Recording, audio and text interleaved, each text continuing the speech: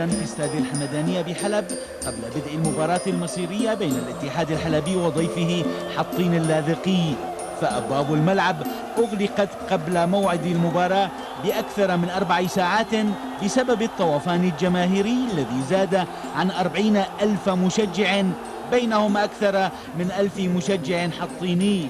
جماهير الاتحاد التي ارتدت اللون الأحمر أعلنت مصرة على أن البطولة لن تذهب من فريقها هذا الموسم.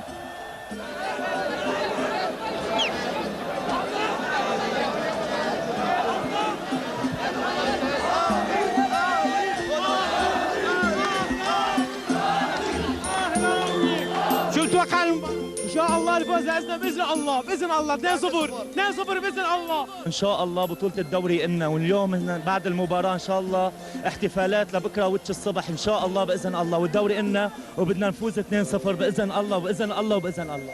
كيف راح تكون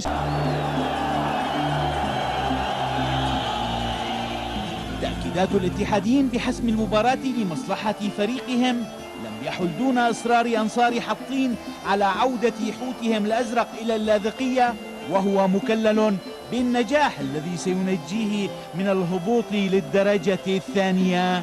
مرة حطين ما ينزل على الدرجة الثانية، ونتمنى الاتحاد اليوم يكون بطل الدوري، بس اللعبة بتهمنا ان شاء الله 1-0 لحطين. ازرق، هل سيبقى حوتا؟ ان شاء الله سيبقى حوتا، والنتيجة إذا الله راد 2-0 لحطين. بدي موت حالي عن جد، انا ماني مصدق، بتمنى نفوز 1-0. حطين ان شاء الله باذن الله تعالى 2-0. مين بتوقع يفوز بالمباراة؟ تعادل.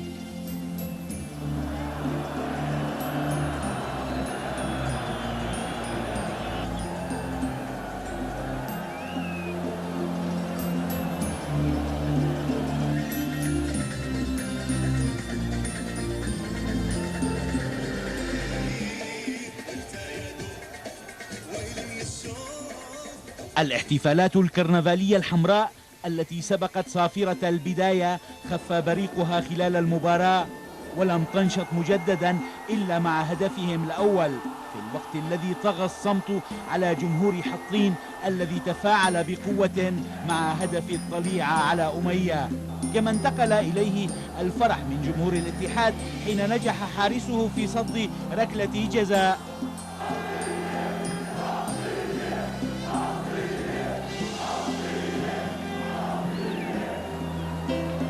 الاتحادية الكبرى كانت أكبر من الوصف عندما تمكن محمود آمنة من تسجيل هدف التعزيز الذي قطع الأنفاس عن الحطينيين الذين شاركوا بعدها الاتحاديين الفرح عندما علموا بخسارة أمية أمام الطليعة. الاتحاد فريق كبير، وحطين بالسهل انه ما يهبط على الدرجه الثانيه، يعني حطين فريق كبير وبالسهل انه يضل الدرجه الاولى، هو فريق الاتحاد. مبروك الاتحاد. النتيجه مقنعه بالاداء اداها الاتحاد، نتيجة مقنعة كثير. ولم يكتفي الاتحاديون بالاحتفال الكرنفالي داخل أسوار الملعب، وإنما نقلوه إلى شوارع مدينتهم حلب التي لم تنم وهي تزف فريقها القلعة الحمراء الذي لم يتذوق لذة الفوز بلقب الدوري منذ أكثر من عقد من الزمن. الاتحاد بالسهل كثير بالسهل، وإن شاء الله كنا محروم منه خلال 10 سنين كانت منه، وهلا حقق الدوري. فوز كبير وحلو، وصار لنا 10 سنين عم بستنوه بالعالم مثل ما شايف،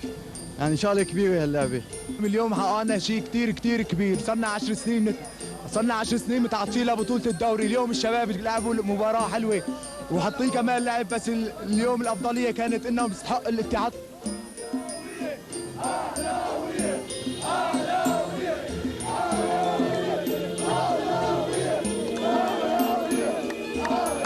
زهدو قناة دبي الرياضية لبرنامج الجماهير حلب.